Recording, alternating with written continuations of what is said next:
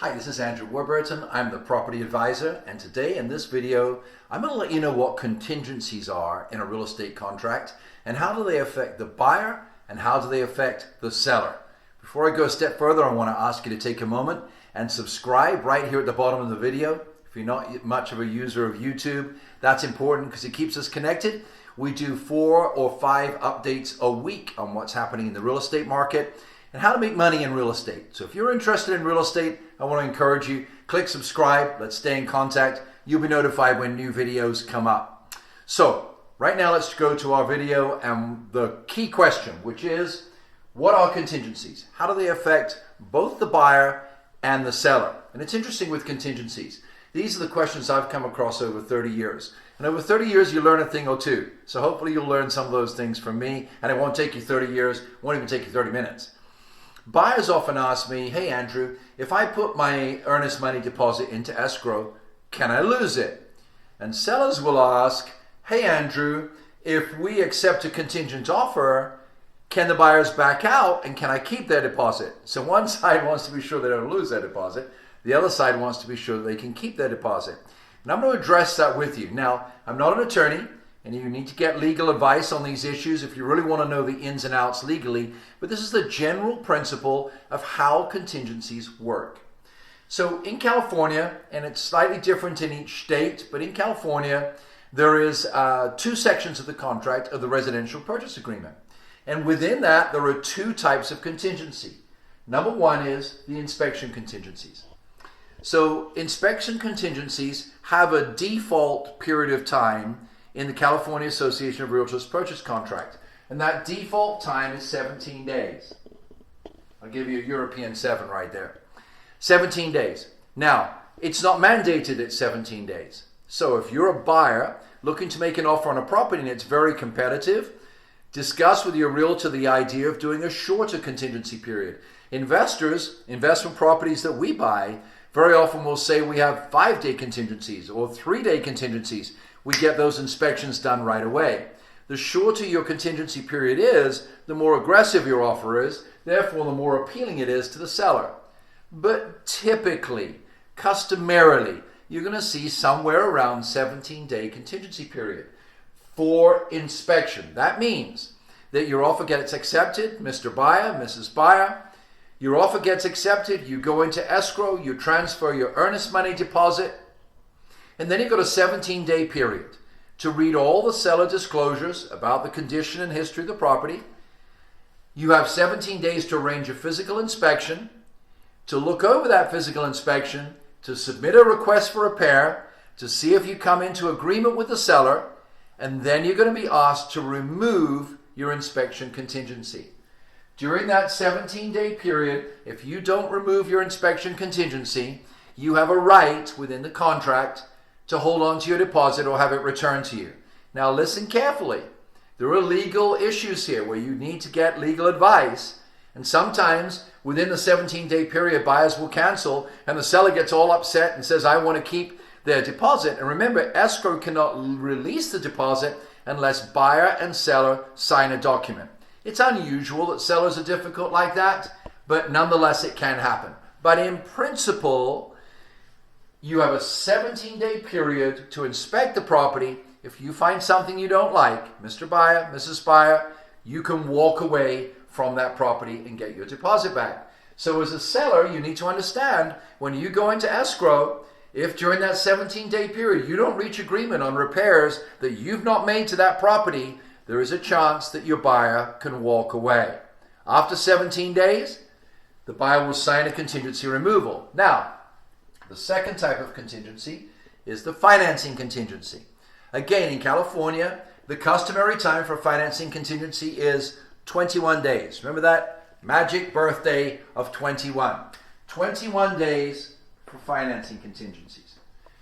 Financing contingency means the buyer's loan, the buyer's qualifying. You might say as a seller, well, Andrew, we already got a pre-qualification letter. That's not the same as a loan approval.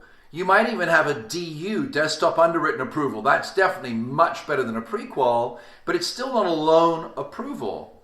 For the loan approval to come through, the lender has to send out a verification of deposit to the buyer's banks, a verification of employment to the employer, check overtime and bonuses and all that sort of thing. The lender has to contact the IRS and make sure that the tax returns are accurate. There's a number of checks they have to do. And all of those checks in that underwriting process determine whether a clear to close will be given and a formal loan approval will be given. So most purchase contracts in California require a 21-day or offer a 21-day contingency period. During that time, the buyer's loan will go to approval and the buyer's appraisal of the seller's home will come in, as we say, at value. So if during that 21 days the buyer's loan is not approved, once again, that buyer has the right within that contract to walk away from the sale. And as a seller, you need to understand you could lose that escrow 21 days in. So it's very important that you have a professional working for you who can really look over that buyer's application, really look over their desktop underwritten approval and make sure not only that their credit, but their income, their length of employment and so on matches what's required for a loan to purchase your home.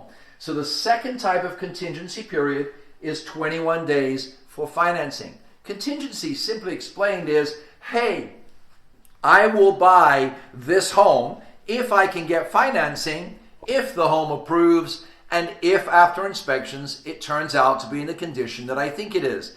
Those are very significant ifs. So as a seller, it's a good idea to prepare your home so that when the inspection is done, they don't find a big list of things that you can argue about in escrow. As a seller, it's a good idea to have a professional working with you to really check over the financing and to check over the value of your home, that you're confident it's going to appraise, based usually on homes that sell within the last 6 months, within about a quarter mile of your home. So there's a third type of contingency. This one is a little bit more complicated. There's a form in California that's used called a COP, and this is a contingent purchase. This is when a buyer comes to you as a seller and says, I want to buy your home, but I need to sell my home first. You may decide as a seller, particularly if the market isn't very fast moving, that it's good to bring in a buyer. It's better to have a buyer who's contingent than no buyer at all. Very often, contingent offers are hard to get accepted when there's cash offers coming in, when there's people coming in who've already sold their home, closed escrow, they've got money in the bank, and they can buy. A contingent purchase has in itself several aspects that are important. So, let's say you're a buyer, your home is for sale, you have to close on that home to get rid of that loan to get a new loan. Let's say you're a seller, your home hasn't sold yet, a buyer comes in that you really like, but they have to sell their home. There's three aspects that you need to know. The first aspect is the COP form asks, is your home on the MLS? Is your home listed for sale? So is it on the MLS and is it listed? If you're a seller and somebody comes in and makes a contingent offer, the home isn't even on the MLS, it's not even listed, you have no marketing data on the home, that's probably quite a big risk.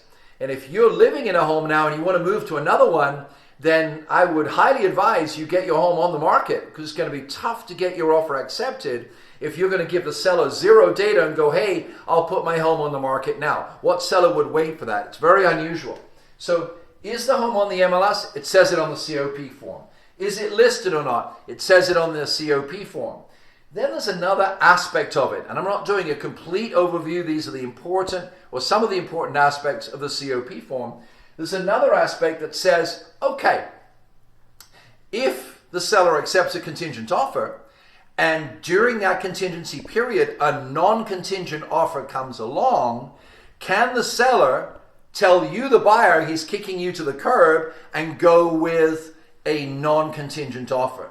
So there's a clause in that COP that specify how many days you as the buyer have to put your home in escrow. There are some complexities to that, but that's the bottom line. How long do you have? And a lot of sellers will say, okay, I'll accept your contingent offer. You've got 10 days to sell your home. you've got 14 days, 17 days, 21 days. Specify that as a seller in your COP form. And as a buyer, be ready that you need to price your home aggressively.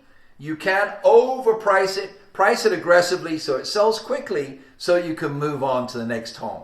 That's a brief overview of contingencies in the California Association of Realtors Residential Purchase Agreement and associated documents. I hope it helped you. I'm the property advisor. Every week we bring out 4 of these training videos. We bring market updates on what's happening in the market in America. Is it going up? Is it going down? Forwards or backwards? These are really important aspects of real estate that will help you if you're an investor, if you're a buyer, or if you're a seller. Once again, I want to encourage you to click subscribe down here. Write your comments. We love to hear back from you. We want to stay in touch with you. So click subscribe, and I'll see you at the next video. Thank you for watching The Property Advisor.